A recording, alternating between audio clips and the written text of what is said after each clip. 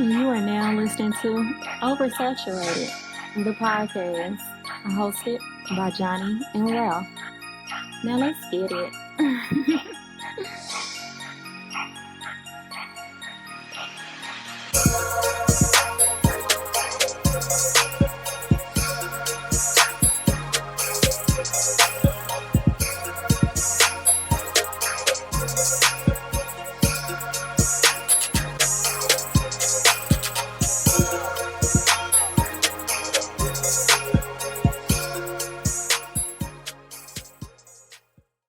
Welcome to another episode of Oversaturated, the podcast, where we discuss music, movies, pop culture, and everything in between. I'm Johnnie. And I'm Ralph.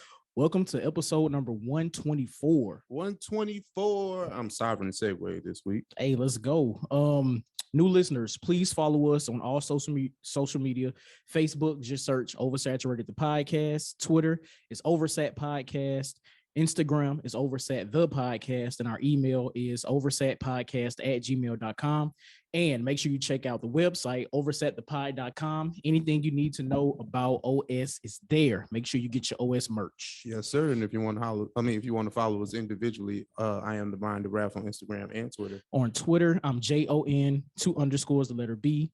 On Instagram, I'm JBS_ESL_AAMU. Ralph, my guy. Another week, man. We here. Another week, man. We back behind the microphones, behind the camera. How you doing? I'm good, man. First week at my new job. Okay. Not really doing much. Just a bunch of. But it's the holidays. I'm not doing much. I'm doing a lot of e-trainings and onboarding compliance, things like that. So I don't think I'll be doing any actual work until next month. So it's lit. A lot of my team is out between now and the end of the year. So I'm just trying to poke around different things, trying to see how things work with this specific team. So next month I can just hit the ground running. Oh, yeah. So yes, it's all good. Preparing for Christmas too. So yeah, that's what's up, man. I'm just preparing for the holidays, really. That's pretty much it. Just trying to stay COVID-free as much as possible with the new variants up and running around. So they say, I'm not the one that believe in conspiracy theories, but I'm just like, Jesus, like what's going on here? Why is it so many of them? Like, why does this thing keep mutating? They must be putting it in everybody's sweet peas or something. Like, it's gotta be, I'm convinced they putting it in the food now. Like, it's not like, people just keep. That's fun. Science. I don't know, man. I'm curious as to how this keeps happening. No, you right, because I haven't heard nothing else about the Delta variant. We just completely skipped over that, right? It came and went. Yeah, now we on the Omicron variant, or Omicron, however you want to pronounce it. But and jokingly saying Omarion, I think that's hilarious. Listen, Black people always find the humor in whatever, in whatever it is, which I think is great. But I even read something where they said it's possible that a person could catch the Delta and Omicron and then merge to form a super variant. See, look, man, we ain't got time for this MCU shit, man. Look, this is not what's up. They fusing. It's a lot going on, man. That's crazy. We just preparing for the holidays. Actually getting ready to take a trip to Phoenix. Hopefully, trying to go to this game, man. They NBA getting shook. They shutting games down. I'm like, Yeah. Even the NFL, they moving games around too. I'm like, the NBA's money maker is always Christmas Day. Mm-hmm. So those games, it's like 5 games that day. It's a slate of games. Like literally from like morning to nighttime. Like late night. Damn it. That's all I gotta say. Damn it. Like, come on, man. So no news on the game just yet, right? Or it's just they're holding out. Like, they'll move every game they got to, but they ain't touching them Christmas games. Like, no, because that's the NBA. Like, the NBA is here to kind of take away your mind away from football and things like that. It's kind of like that's the idea of the NBA. So, they trying their best not to touch those. Man, I mean, because I know y'all gonna attend, so I hope they don't. But if y'all do go. Just stay safe and all that, man. Stay maxed up. Man. I know. I need this, man. But I don't know. Did you have something for the people, bro? No, let's get to it. Off the dome. The survey, man. I was gonna wait till after. Well, anyway, since we're here, No, since do we're it early, man. Okay. In Okay, case cool. we All right. lose the people. Okay, got you. So listen, okay, so our good friend and Alabama A&M alumni, Erica McCaleb, she's currently, I think, at the University of Chicago working on her PhD, Yep. and she's doing a case study on. She's doing a case study on trauma in Black men. So she has a survey out there, which we'll post the link to. We'll make sure y'all get the link to it. So I'm just going to read the purpose of the survey. So all Black men, get your cousins, your dad, your uncles, nephews, any Black man you know, just share the link with them. Let them fill out the survey because she needs 120 participants. And the last I talked to her, which I think was like a week ago, I think she was up to 30. So let's help her get more. So the purpose of this study, it says the goal of this study is to examine if lived experiences of African American males causes the development of trauma symptoms. This study is being conducted due to a lack of recognition being given to the psychological impact of stress and trauma within the Black male community. The hope is to provide statistical evidence in showing the impact of trauma within this population.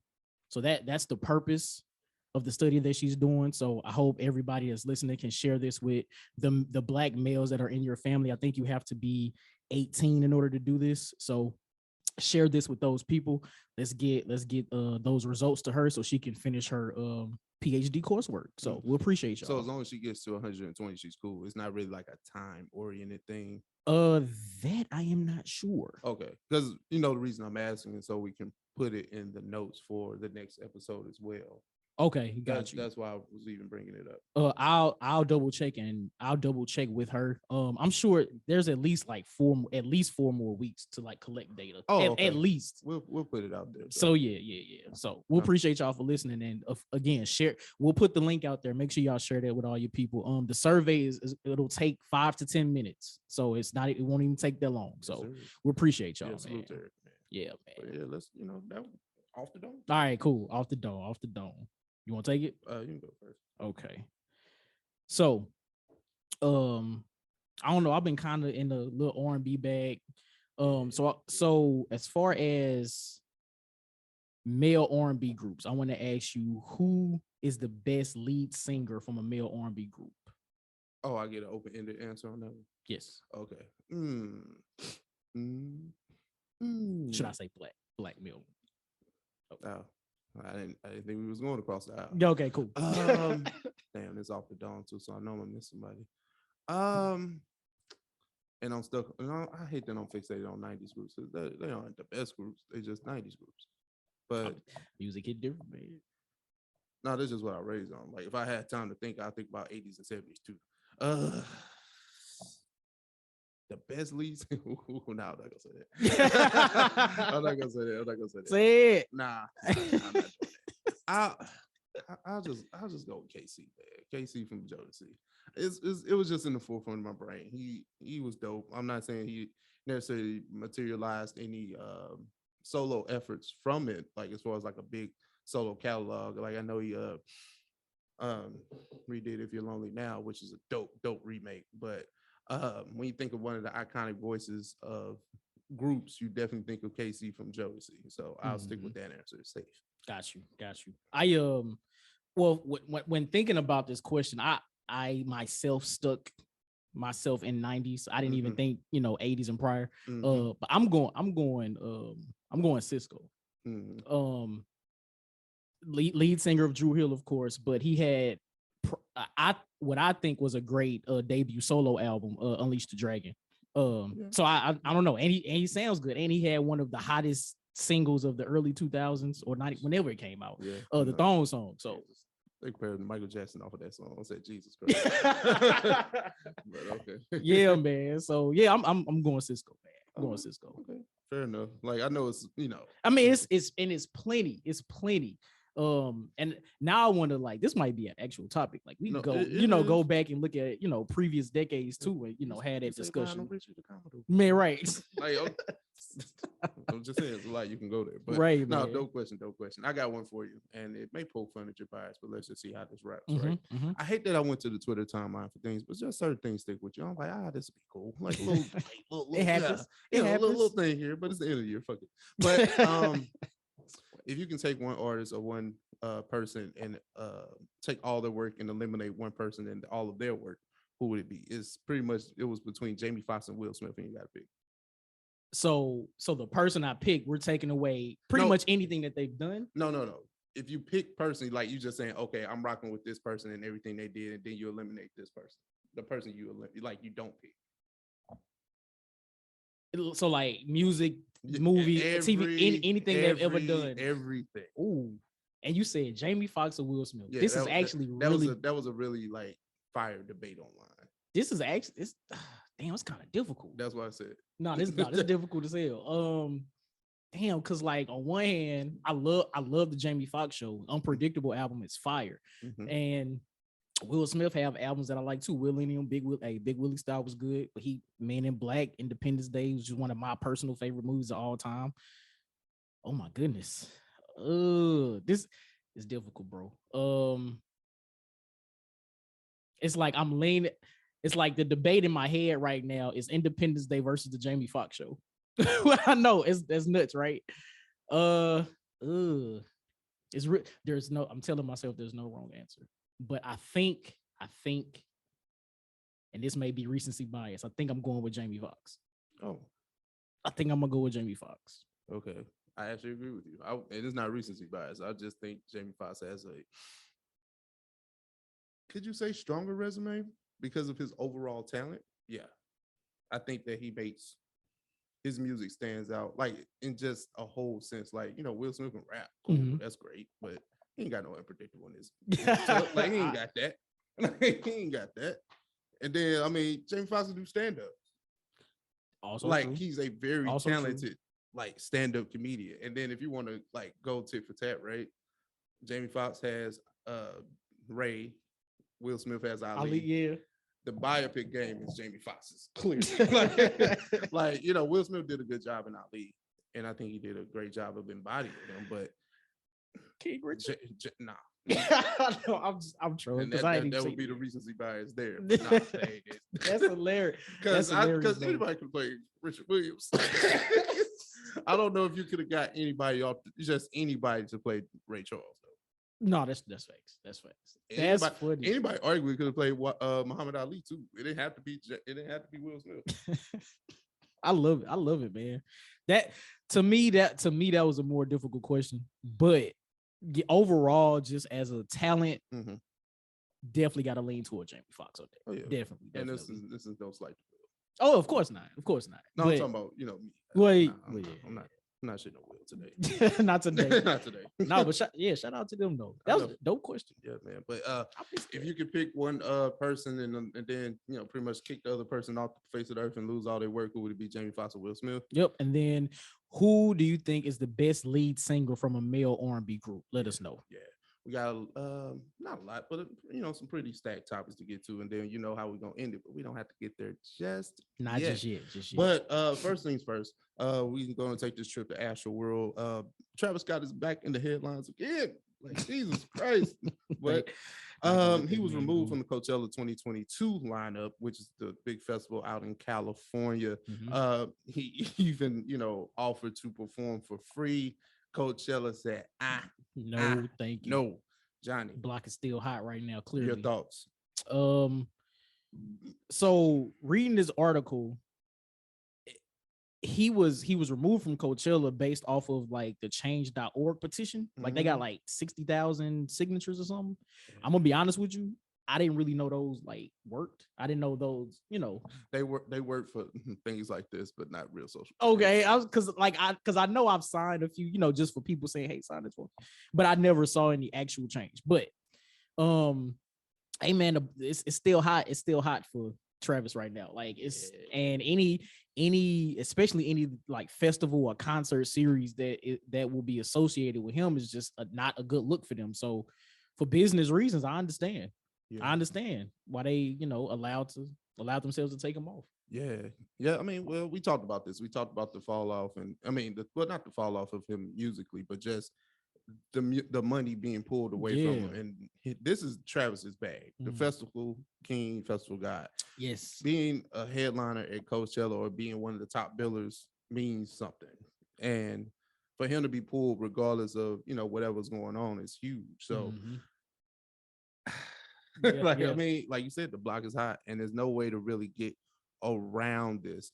So he might want to just take 2022 off, my boy. I mean, seriously though, like for real. Like whatever album, whatever project, whatever. Well, you can probably sell the shoes, but shoes will sell. But like the music though, like you performing, you got to sit down for a while, which is listen. It's good, but it's unfortunate.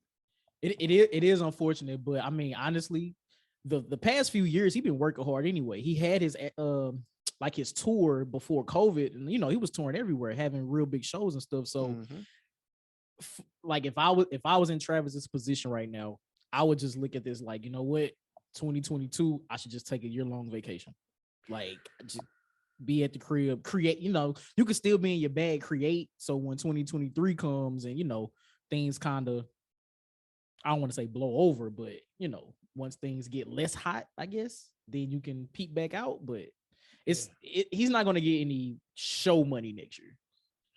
It's what it's looking like, because Coachella is in April. Yeah, that's 4 months from now. That's crazy. That's crazy. Yeah. And I imagine that he was going to headline, because I don't see too many more artists being bigger than Travis. Of course, I think Kendrick is on that, right? Isn't he? I believe so. Like next year. So yeah. Okay, Kendrick, Travis. Right, Like, exactly. But exactly. There's still not a lot of people you can put in front of him if you're talking about festivals. Agreed. So, agreed. And then he still got the lawsuits. It's a lot. No, it's a lot. I just kind of feel bad, I guess. Like I don't know. I feel bad for everybody involved. You know what I'm saying? Yeah. But like we keep saying, the people like the real people that's responsible for killing those dying people now. They're at home chilling. Man. They ain't going nowhere near prison. Probably. Or not gonna lose no money for this. Nothing. Do you think? Did you see his interview with Charlamagne? No, I caught like a clip, but not the entire interview. Do you think Travis sitting with Charlamagne for that interview made things worse for him now? No, because I don't think Travis pleading his case makes anything worse in the court of public opinion, because lives have been lost. I think it's like no matter what you say, I think it's just kind of like it is what it is. Because didn't they have Alec Baldwin? Didn't he sit down and do an interview after he, Yeah. I mean, people gonna have a sympathy factor, but hey, my boy, like Well, I know that's two different things, so let me stop. Trying to compare. Yeah, and I mean, I hate to pull the racial card, but it's Alec Baldwin, so he's not gonna get that much of backlash. Yeah, but like we talked about, it's definitely a racial undertone with everything going on with Travis. It may not be clearly black and white, but man, the lines are definitely mixed. Oh my god! But yeah, man, I don't know if he thought he, that might be a delusional thing with him just sitting down with Charlamagne thinking that it would work. But speaking of delusional rappers, we got to talk about 3 rappers getting together and forming the Supergroup. We got Lloyd Banks, we got Vado, we got Davies getting together, announcing that they're making a supergroup called The Council. I will defer to Johnnie on all commentary on this. I'm gonna be honest with you. I just thought when I saw this headline, I laughed. Oh, okay. I laughed, so I was like, "Let me just throw it on the docket, see what happens." Hey, man. Like, I'm gonna keep my Southern Midwest bias to myself. So I'm not that familiar with Vado, so I won't even speak on him. But like, I don't see the correlation between Lloyd Banks and Dave East coming together to do. Go ahead. No. I mean, we didn't see, Dave East and Styles P, this is true. That was a very good project. Really, Beloved, right. It was a really good project. I go back and listen to it, and this is coming from me. But go ahead. You right in that sense. But my whole thing with Dave East, right? Because I'm a fan of Dave East. Dave East can rap, but like I don't know if he knows if he wants to be like a heartthrob or a rapper. Because I feel like he goes back and forth, and that dilutes his music. It dilutes the product. Lloyd Banks is gonna come with bars, so we know that. So I don't know if them together, Davies is like, you know what? I'm with Lloyd Banks now. It's just gonna be strictly bars. I would imagine, but again, I don't know. Like, I don't know. It's just, I don't know. This is weird. It's weird to me. Yeah, this whole thing. I mean, all of them from New York. You know, Lloyd Banks, Vado, Davies. Like, God bless you guys. Like, I don't Will you listen to this whenever they put a single? Absolutely not. Like, I'm not even the least. Now you gonna give it a try? Not even intrigued. That's like, funny. I guess Vado is the weak link. Like, you know what I'm saying? Like, I know who Vado is. Like, I know he was like Cam's little dude. Like, respectfully, like somebody that came up under Cam and he went by Vado and then Vado, and he was signed to DJ Khaled. So I'm very aware of who Vado is. And it ain't music. It ain't it, boy. Like, I mean, now Lloyd Banks came out with a dope project top of the year, really, really solid, right? For those who love what Lloyd Banks does, right? Davies is constantly putting out music, whatever you think about it. So, you know, maybe that's cool, but maybe you should put out a song and just see how the world reacts to it. Yeah. Because respectfully, I mean, Lloyd Banks was the biggest star out of this entire group. Okay, cool. But y'all coming together right now, what does that mean? It's not, I mean, and if you want to, let's use Mount Westmore as an example. Okay. Right? 4 rappers past their prime with all West Coast legends in their right? Mm-hmm. So them announcing it hits a little different, right? Even though they're past their prime, you can say they're washed up, whatever. That's still Ice Cube, that's still E40, that's still Detroit, that's still they Snoop. All legends in their own right. Yeah, I can't call anybody legendary on this list. So why you announcing a supergroup should matter? You know, no. And can we classify this as a supergroup or just a group? Yes, legitimate question. Legit question. No, for real though. Supergroups are really people that have individual catalogs that come together, right? Yes. They didn't come out as a group. So I think that's why we say supergroup. Now, I can't even clean this one up. Hey man, I want to know how did this even happen? Like, how did they end up all together? Did Dave East and Lloyd Banks together and say, let's call Vado and see what he's doing? Like, we think he want to join the group? Like, how did this happen? The last I heard of Vado, he was on like this hip hop marriage boot camp that my wife had me watching. That's all. Was Joe Budden on there too? No. Okay. Now Styles was on here, but that was good. Okay. That was. You know, okay. I respect this Styles. Must have been but this, gotcha. Like this, another legend. Yeah, no, I fuck with Styles, but Vado was on here. It did him and Tahiri, like that was the whole thing. Like him and Tahiri had that thing where he was trying to fight Tahiri. It was something weird.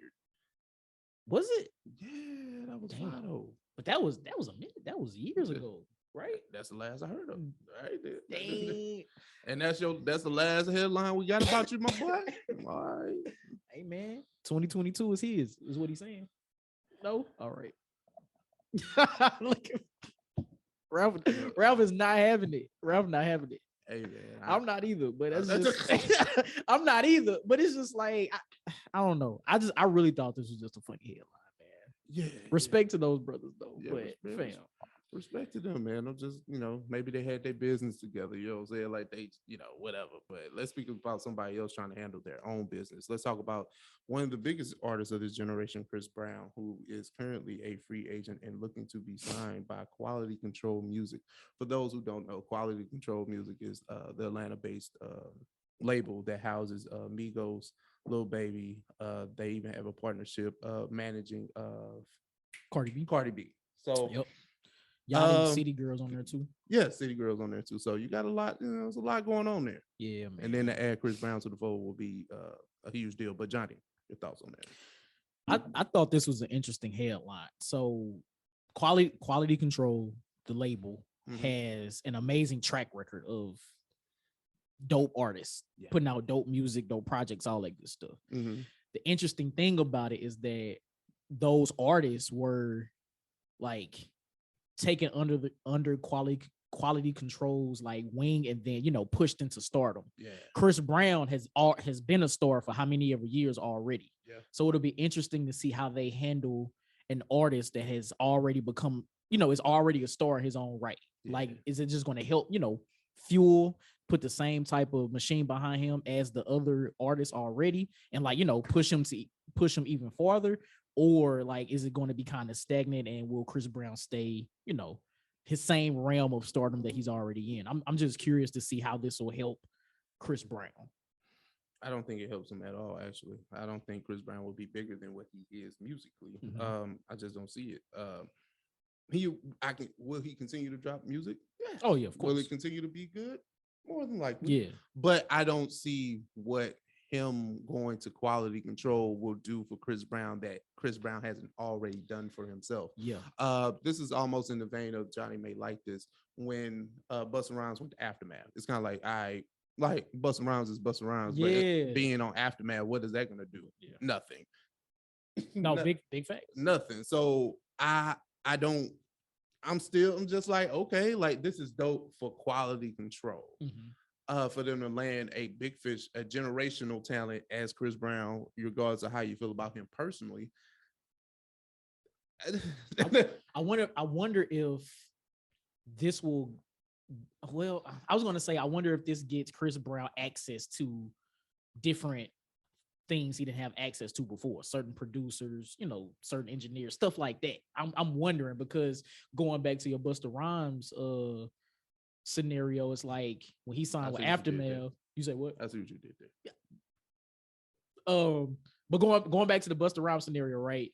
Like when he signed with Aftermath, he got, I would imagine just exclusive access to Dr. Dre beats, or the people under the Aftermath umbrella who do production, things like Mr. Porter, all them type of people. So I'm wondering if that's something similar maybe, but who's to say Chris Brown wouldn't be able to get that on his own? That's what I was about to say. Yes. Who under quality control wouldn't work with Chris Brown if they had the opportunity already? It's like, what, we get the best of both worlds with Chris Brown and Lil Baby? Like I don't know what this means. Like Chris Brown, according to this article, has owned his masters since 2019. So even in that, so did quality control allow him to have this same freedom, this same ownership of his music coming over to their brand? I mean, it hasn't been etched in stone just yet, but these are just conversations that they're having right now. This is just, they're in talks. This hasn't been confirmed. So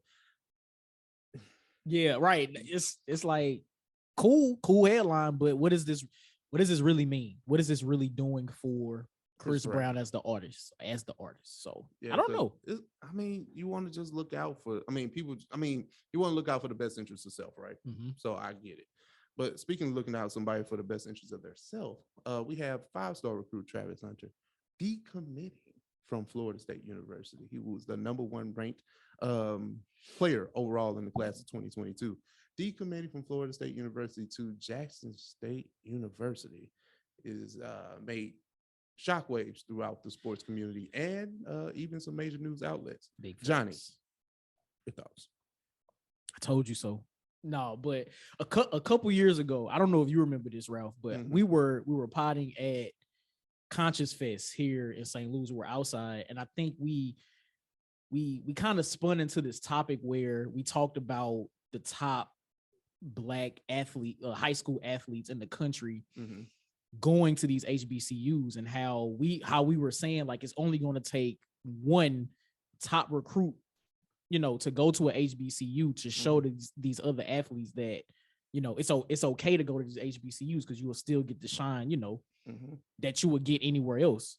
So I want to commend this young brother for decommitting from Florida State, which is one of the top college football programs in America, and deciding to take his talents to HBCU. And with that, we've seen so many other transfers from these big schools as well, going to HBCUs next year to play football. So I think this is amazing. I think this is great. No, salute. I mean, this is great. Salute to Travis Hunter for actually doing it on signing day. There's no bigger platform for a recruit on his signing day when you have these national news outlet cameras in front of your face and you putting on the JSU hat to show that I'm going to, Jackson State to play for Deion Sanders, NFL great. So I think it's dope. I want to see what the ripple effect throughout college athletics will be now. This may just be a flash in the pan type situation, or it may be a lightning rod. We'll never know. Time will definitely tell. Right. You see Jackson State building their program out. You see, I think Hugh Jackson, former NFL coach, he's down at Grambling State. Eddie George, he coaches at Tennessee State. So you get a lot of NFL talents and NFL coaches coming to HBCUs to kind of bring life and bring some type of vibrant football competition to the HBCU. So I think it's dope. It's amazing, man. Now, I have seen the other side of this. I think it was Clemson's head coach or something. Trying to downplay this, basically saying how these college coaches are starting to manipulate these kids and things like that, when that's what they've been doing literally since college football inception. So the fact that these students want to go play for HBCUs now it's an issue because they're decommitting from y'all schools. Yeah. That's crazy to me. Yeah, you wouldn't say that if Clemson was good this year, so you see Nick Saban is very quiet. He's like, all right, whatever, go to Jackson State. I'll go get another person. Like, all right. But I mean, I don't know. And I mean that's gonna come with it. But what I'm hoping these Black student athletes are seeing is the reaction that these white head coaches, these white fans of these football programs, how they only care about the student's talent and not the person. Because I saw somebody burn their Deion Sanders, like they had a jersey, in case it like all because this one player decided to go to Jackson State instead of Florida State. Like, you burning memorabilia, you could at least sold it, got money back for it or something. So that's crazy. So I'm hoping these student athletes are seeing how these schools are reacting to this. I mean, they know what it is. I think they know what they signed up for. Like, you just because you go to a big school or whatever, and they kind of show you this love contingent upon what you do for them. I mean, it's already understood. It's a business relationship. So obviously it's the same thing at HBCU. You're using your talents to go there. Like, that's what it is. Like, it's for free room and board and playing football or playing basketball or playing whatever sport you're going to do. So, and a chance to make it pro. Would you still have the same chance? Well, you still have the same chances if you go to HBCU. Like with the Celebration Bowl yesterday between South Carolina State and Jackson State, like between the two schools, there are 8 Hall of Fame football players. So I mean, that's more than a lot of these big schools. So I mean, what's really the difference? Money. But now you can make money off your own likeness as a student athlete now. That don't mean that. What you mean? I mean, you can like, okay, the booster game is what drives these big schools to thrive. HBCUs don't have boosters like that. So that's why there's a difference between Alabama and Alabama A&M, respectfully. Like, our football program, look at our state of the art. There are people that will pump millions of dollars into a football program to see it thrive. Like, everybody ain't got no money to just give HBCUs like that. Well, that they want to give HBCUs like that. Oh no, I mean, well, I'm talking from a stance of I don't know what the bill or whatever was called, but the NCAA is allowing. I know the name, image, and likeness. But everybody doesn't benefit from name, image, and likeness. Like, everybody on the team don't get that. That's one player. We talked about that then. I'm sure it'll be. I mean, like, everybody doesn't benefit from that. So what do I get out of this? If this is my last chance to really play football, I may not go pro. Okay. I might want to have the best things that a school can provide me. And sometimes that may not be the latter. Well, I mean, okay, that I guess that would make sense, but I mean, it does make sense. I'm putting my body on the line for this. Like, I want what I can get out of this. I may not, like, everybody's not going to get name, image, and likeness. It sounds cool, but everybody can't get it. Yes, I hear what you're saying, but you don't think at some point that tide can turn? So like, so let's say starting from this year, okay, we got these, we got these recruits committing to HBCUs now. Cool. it has to start somewhere. Mm-hmm. Oh no, I know that it has to start somewhere, but I think everybody wants like a rapid change of the guard. That's not going to happen. Oh no, especially when there is more money at these other places that can go around. And I feel like that can. I mean, you are absolutely correct in what you're saying, but what I'm saying is that tide can turn with years of consistency with these players, you know, going to HBCUs. Again, it has to start somewhere, and I truly hope this is the start of the tide turning. I truly hope that, because, you know, like you mentioned before, like only time will tell. We don't know if this is just like, you know, if this is just for right now, or if this is going to be a longevity type of thing. I'm hoping it's a longevity type of thing. So we'll see. We'll continue to look at it, you know, as it progresses. But I don't know. I just hope this is just the start of something greater, and not, you know, just for the time being. Yeah, I mean, but I'm just not so optimistic, because then we had this happen in basketball. Somebody 5-star went to Howard, and you heard nothing about that since. Oh, I didn't even know about that, honestly. Oh, okay. We talked about it, but okay. I'm just, and see, that's my point. Like, it's like, all right.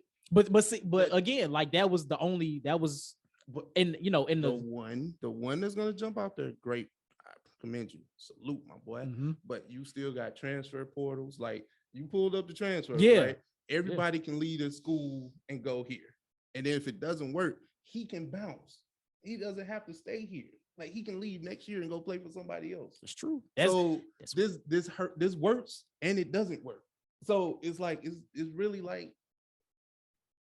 That's what I'm saying. I hope it does. No, I know it has. You caping real hard, John. You gotta live in the reality. That's not reality. Ralph wants to be a realist today. It is, and it's very real. And I know that, but I'm trying to give hope to my people, man. I'm trying. And I'm an HBCU alum, so don't go there for anybody in the comments. But I'm just saying, there's money at these other places. So it's gonna take a while. No, I agree, which is why I'm hoping it's not just you know, a one-time thing. I hope it's just not a now thing. Like, you can make it to the league from wherever you're at. The talent, if you got the talent, you can make it. Don't worry about that.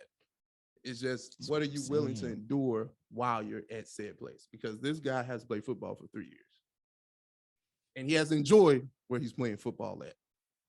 That's all. It's not one and done. This ain't basketball. We're talking about football. Yes, right, so, right. 3 years. 3 years. All right. I don't even know how to say with this. Right, man. Let's just get to this blurred topic, man. Let's do it. Movie review. SpiderMan. Hold on. Let me prepare myself for this.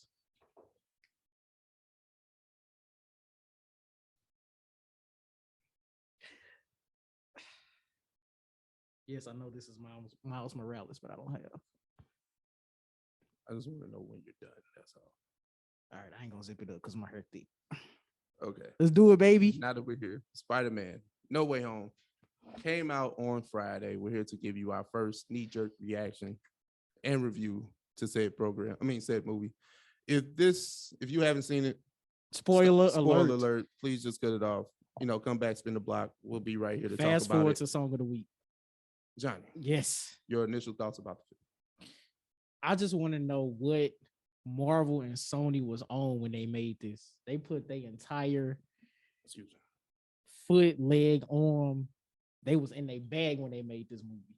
They complete bag. Whatever kind of bag is the shit, they was in it. They was all the way in it. I can't take you serious right now. You can't. I thought it would be funny. Anyway, no, I was trying. I was like, oh my god, what are we doing here? And I know you have that costume, but it's just like, my boy. Hey, I started to do the whole shit in the costume. I'm not gonna front. But the only thing is, like, the hands are connected to the outfit, so it would have felt weird to just be. I wasn't gonna be able to have my hands exposed, so, and I would have felt constricted. But anyway. Oh. Okay. Anyway. SpiderMan No Way Home was an amazing movie. Marvel, Sony, everybody involved was in a complete bag. All the actors, actresses, shit was amazing. Shit was amazing. Yeah. First watch, it was definitely one for the record books. It was definitely a good to great film. Anything is not without flaw. You can find it if you so look for it. But just the enjoyability factor, the emotional tugging of the heartstrings in this film, so many different emotions, the layered story, it frustrates you. It's a lot. It's a lot that goes into the story. So I'm thoroughly entertained, and kudos to Marvel and Sony for a good film. Yeah, man, definitely. So before we even get into any breakdowns or anything, do you think you're going to spend a block on this? You want to see it again? No, I'm not going back to the movie theater to see this shit. But I mean, I'll watch it when it comes out. I'm not going back to the movie theater. I can't deal with everything. Like, remember how you talked about last week and people and all that other stuff? I'm good. Like I'll watch it when I can watch it at home. Got you. But it's good. Like, got you know you. what I'm saying? Okay. But I'm not going back to the movie theater. No. Got you. Understood. All right, man. So where we starting at? Where you want to start at? MVP of the film. There's a lot of characters, a lot of people that's in it. I'm gonna go MVP from a villain side. I'm gonna go MVP from a hero side. Okay. So MVP from the hero side, I gotta go Tom Holland. Mm-hmm. I think he's given an excellent Spider-Man Peter Parker performance in every MCU movie he's been in so far. But I think his range in this one was much better than the other ones. Like, so again, spoiler alert. So the moments where him and MJ spent together, you see the emotion on his face, like seeing when Aunt May died, seeing how he actually like he was acting.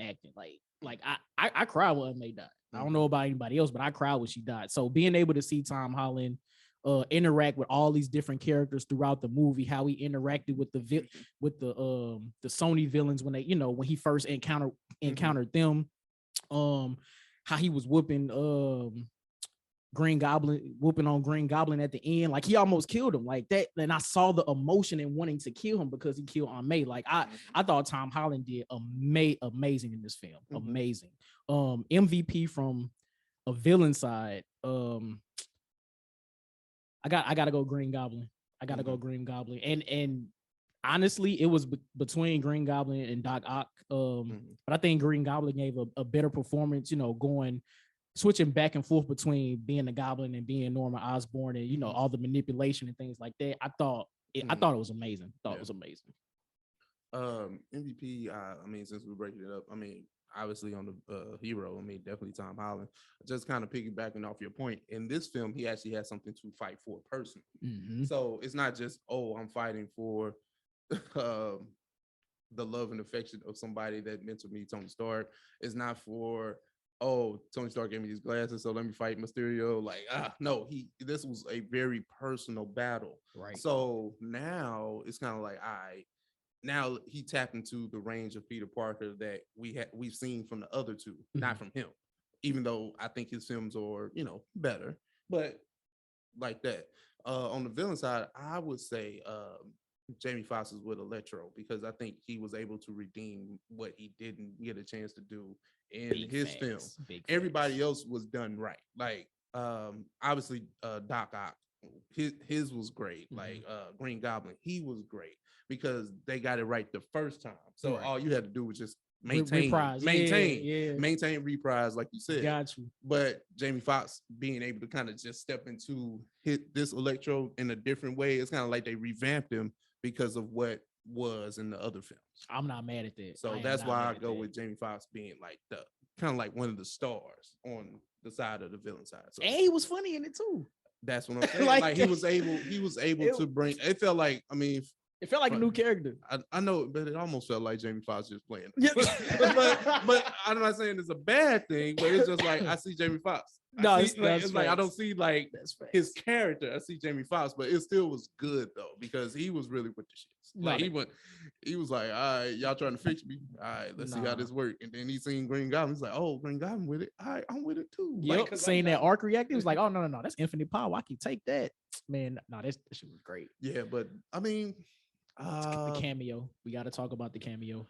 Yeah, I mean, it was plenty of them actually, and it was kind of the worst kept secrets in Hollywood because if you pay attention to the blogs, they talked about all this stuff was going to happen. So obviously, from the lowest point where you got Matt Murdock showing up to be the lawyer of Spider-Man, brilliant, right?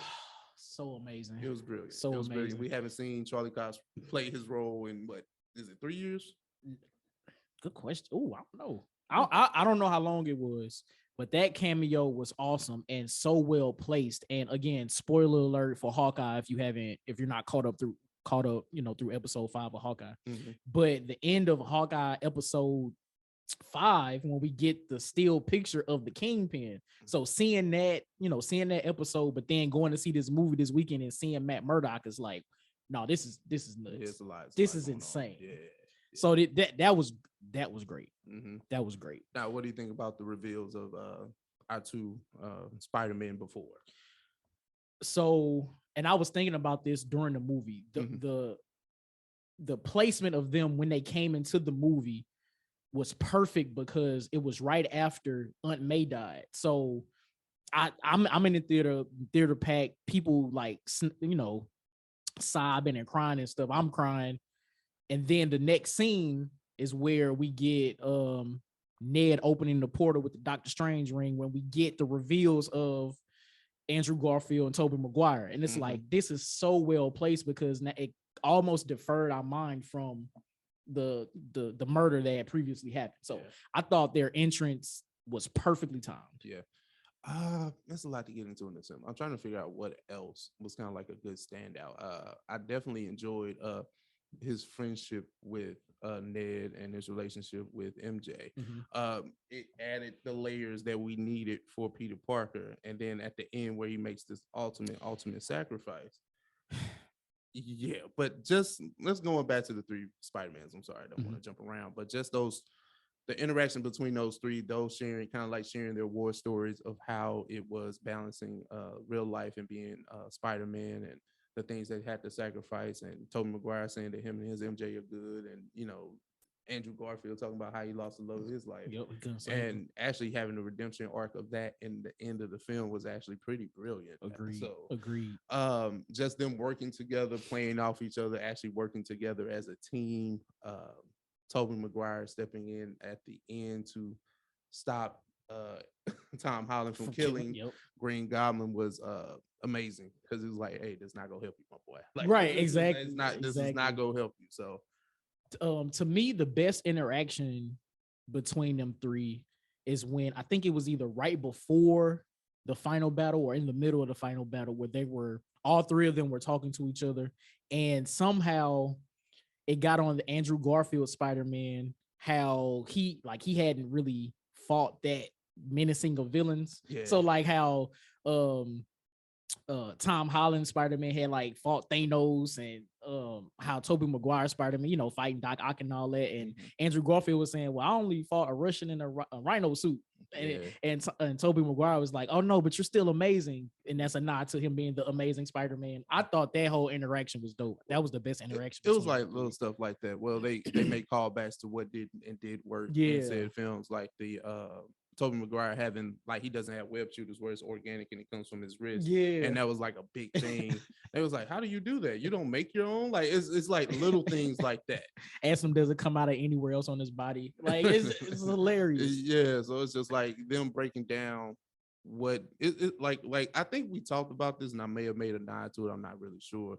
It's kind of like you acknowledge what doesn't work, but you have to do it in a way where it doesn't feel cheesy. I don't think any of that was cheesy. It was just like general concerns from each Peter Parker about each universe that you're from. Right. So, I mean, what do you think about the Doctor Strange cameo and his work in the film? I think Doctor Strange was in the movie just enough. Like, I don't think they over or underused him.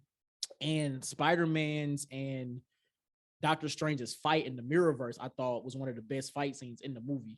And I'm also happy that this movie showed how smart Peter Parker is. Like, being able to come up with these antidotes for, everything everybody's going through, but then also Tom Holland fighting Doctor Strange in the Mirrorverse, saying, "Oh, this is nothing but geometry," and he, beating him with geometry, that kind of stuff. So I thought that was dope. That was dope. Everything can't have praise. What do you think didn't work in this film? Let's see. The one thing I didn't like was, so during the final battle where Doc Ock came, where everybody was already fighting and pretty much took the arc reactor off of Electro. I didn't like that because how they were going around giving everybody their own respective like cures or whatever. I wanted the Spider-Man to be able to do that with that particular villain. That was the only villain that didn't get taken out by the Spider-Man. I didn't really like that. He was more of a like Doc Ock really wasn't a villain in this film. Like after he realized it wasn't Peter Parker, then the nanotech just kind of neutralized him, and then he was able to cure him in the penthouse. That kind of just took everything away from him. So he stopped being the villain at that point. So maybe I can understand why you feel that way, but I think that's just why they utilized him like that. But even then, he took the arc reactor for himself though, to use it for whatever what he was doing. I just didn't see him as a villain no more. Like I just felt like he was neutralized. So that's why I didn't put too much into that. I think the most frustrating thing about the film is just the unnecessary part where Peter Parker felt like he wanted to save everybody. I was like, the film could have been over, but then again, that's just me. Like he made it more difficult than when it had to be. Like this is the thing. We wound up doing the same thing and you had to lose Aunt May to do it. Like that's what makes the shit dumb. No, that's true. Like he didn't want to send him back to their universe. He wanted to send him back cured. Okay, but now you done lost your auntie. Well, you didn't have to because you wound up doing the same thing that Doctor Strange wanted to do in the first place. So right. Now we done extended the film an hour and 15 minutes. And I was frustrated. I was like, this is stupid. Like, I was like, this is dumb. And then at the end, I was like, so he did it anyway? Got it. Because if that's the case, it could have just been a miniseries. Man, what? Everything could have been a Disney Plus show. Everything could have been a Disney Plus show. Like, me, everything could have been a show. I'm rocking with the shows, baby. But no, I mean, that's big facts. I think in most films, the villain, not the villain, but the hero does make a boneheaded choice. And then you always have to realize he's a kid. So he always makes like crazy dumb choices. It's like, why? Like, remember we were so frustrated with Far From Home when he gave away the glass. I'm like, my boy, like you just like that's what you're doing. That's what you're doing. No, it's true. So it's true. It's like, damn, Peter, like, come on, Bob. Well, in his defense, in Far From Home, he was manipulated. What was his reason now? I ain't got no for it. Don't defend what he did. Don't defend what No, that's big fakes though. The back of the movie theater, like, because okay, if that's the case, and this is still unfortunate, but Aunt May dying is her own fault because she told Peter, real shit. Yeah, because she's the one that said, "Hey, why you gonna send them back to die? You might as well keep them here." And that's what that's what gave Peter the idea to like, what, maybe we could just cure them for what they had. So he was kind of like, and then he kind of absolved it too. He just said, you know what, Aunt May was right. Like I was like, like I don't think she wanted to die though. Right, man. What?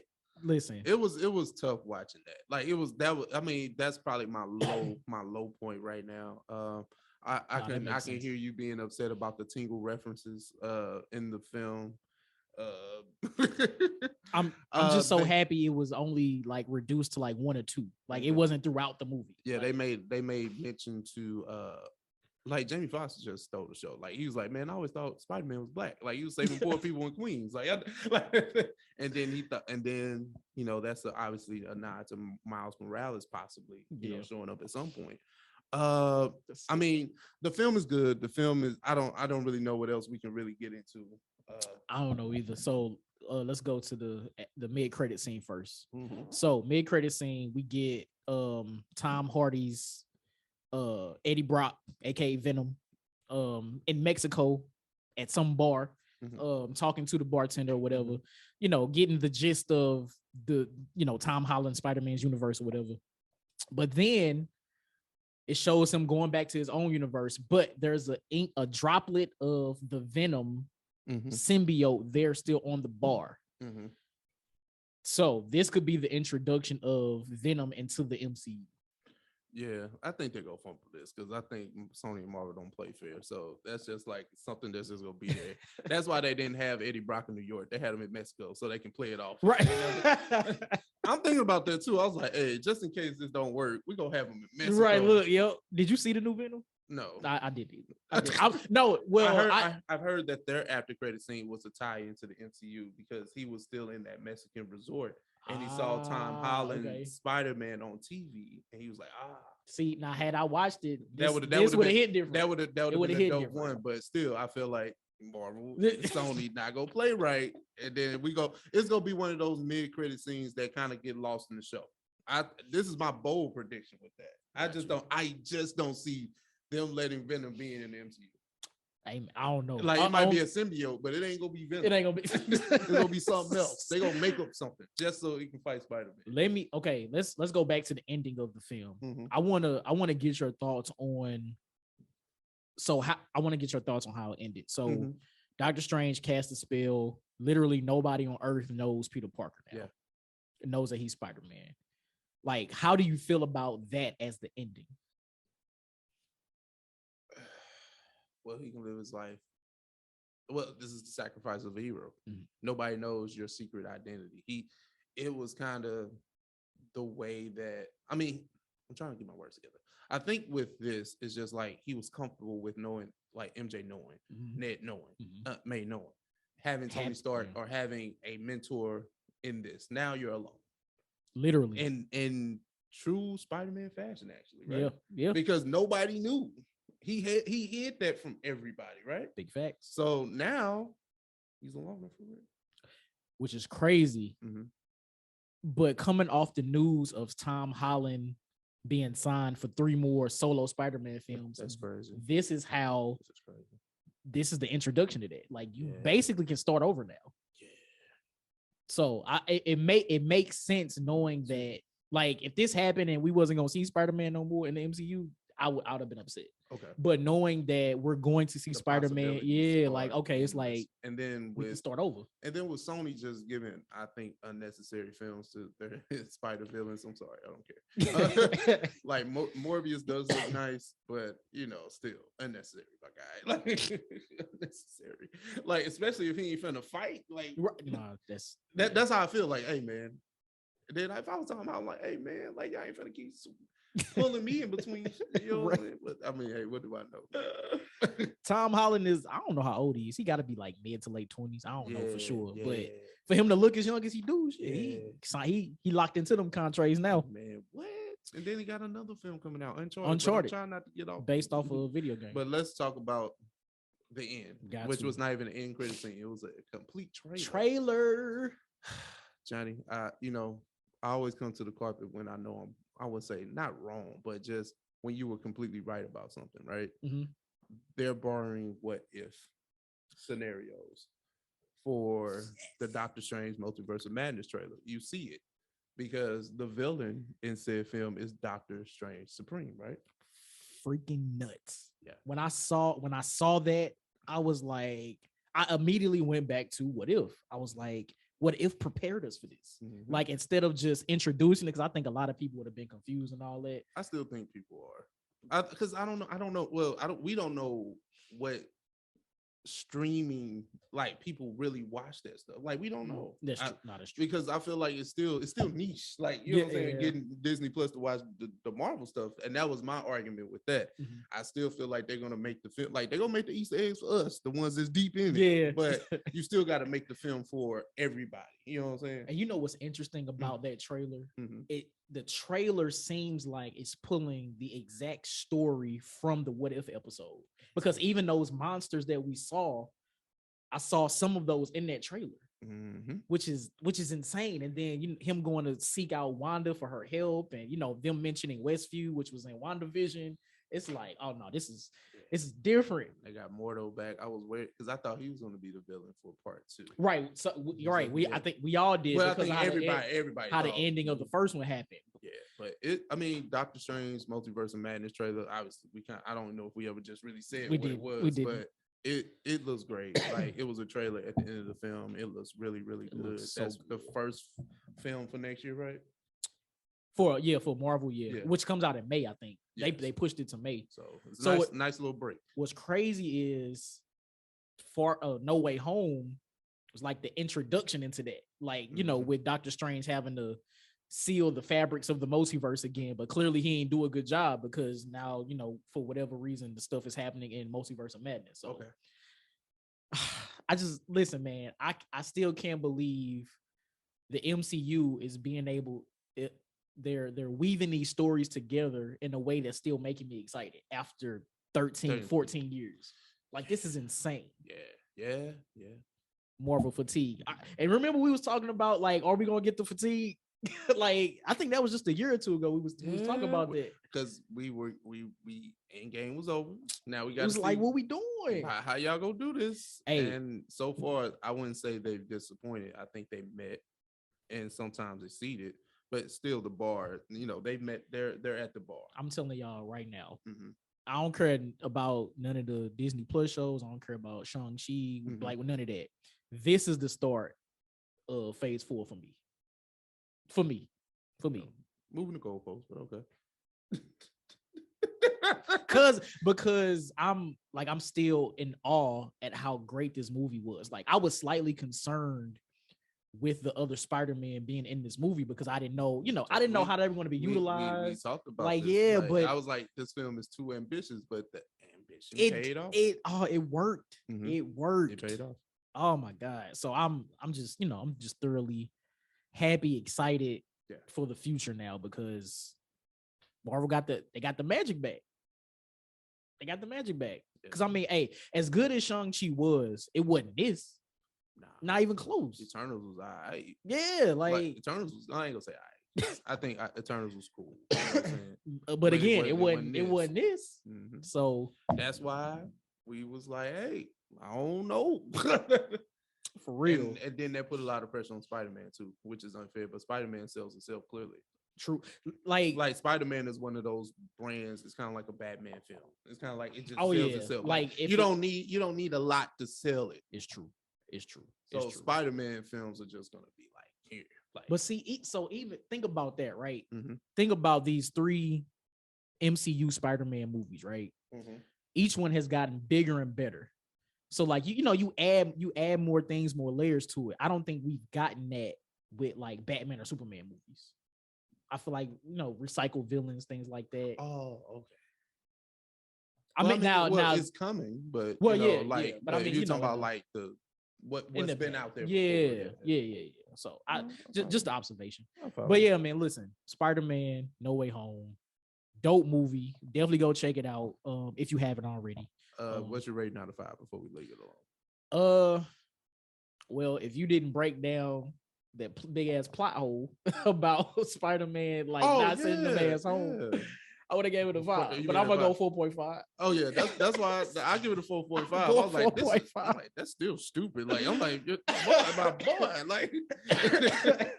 But, oh my God, but that's still so funny. Enjoyable nonetheless. Yeah, definitely 4.5 from both of us on this film. Big facts. But yeah, that was that's it, right? Yeah, that was the end of the docket. So YouTube, shout out to y'all for sticking with us this far. Yes, sir. Please like, share, subscribe. Yes, sir. Hit the notification bell. Hit us up in the comments what y'all think about any of the topics we talked about today.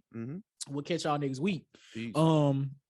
If you're on audio, it's time to get into OS Song of the Week. Oh, you want to take it? You want me to take it? I don't have my song. Okay. I'll go there. So a